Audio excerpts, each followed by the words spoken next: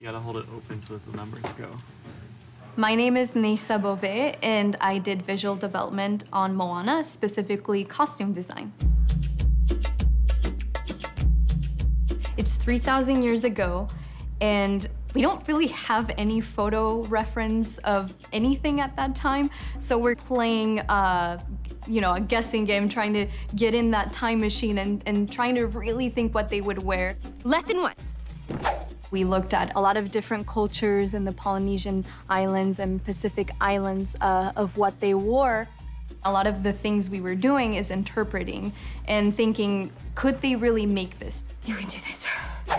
Then you sort of play like you're putting a puzzle together. So you'll pick this top from here with this jewelry piece, and then you start making your outfits. You're doing great. This piece right here is worn by Moana's dad, and this one signifies the chief of the tribe, so it's a really big deal. This leaf that he has wrapped around his shoulders, they use that in order to cool themselves because it gets so hot. The leaves actually maintain the cooling sensation, so it's their AC, I guess. This is Sina's costume. It's Moana's mom. We wanted to put mom in something sweet and feminine, and she's just showcased with all the beautiful flowers. We have some woven ceremonial belts made out of pandanus. The pandanus is made out of a plant. They take the leaf and they shred it into strips. If you leave it fresh, it'll be more green. The more you let it dry, it becomes more of a yellow color. For something sturdy, you want a bigger weave. But then for something delicate, you're gonna use a smaller weave. You surprised me. And I'm gonna jump to my favorite female background characters. It's this one right here, based on the Vanuatu women. Oh, this is my favorite one. Ta-da! We have skirts made by our costume consultant. It's made out of pandanus, like you saw before. And this is quite heavy, so she's gotta be a pretty athletic type to carry all this weight.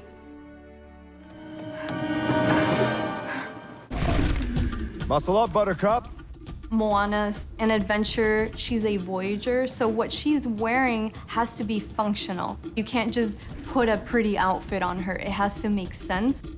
She wore tapa for her top. With tapa, you take the tree bark off the mulberry tree and you go through a process like felt. You tap it on their wooden log. You dip it in the seawater, then you let it bake in the sun. And the more process you put, the softer it becomes. They're essentially making their own textiles. Moana's necklace was a really cool piece to work on. It's a prop, but it's such an important prop to the storytelling process. You have to make it very unique. I did a lot of variations. We finally found the abalone shell. It's sort of covered in this layer of what almost looks like rock. But then when you sort of chip it away, you reveal this vibrant blue color that looks magical. It looks like a gemstone almost. And it was a great juxtaposition of land and sea, which is her. Her name, Moana, means from the ocean. This one's my favorite costume. This is the cool one.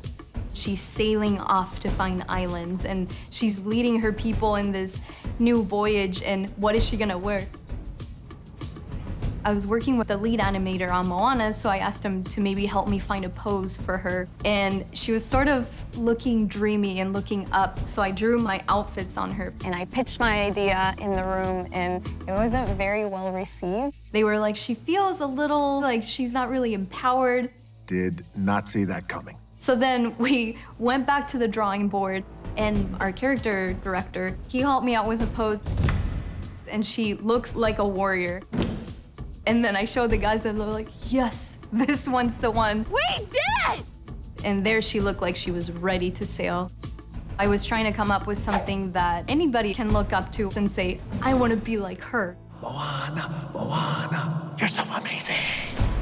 We put so much time and love into every piece. We really look to be true to that culture. So I hope when the audience looks at it, they can see all the different details we added to each piece and how meaningful it is, not to only us, but I hope they get inspired by it too.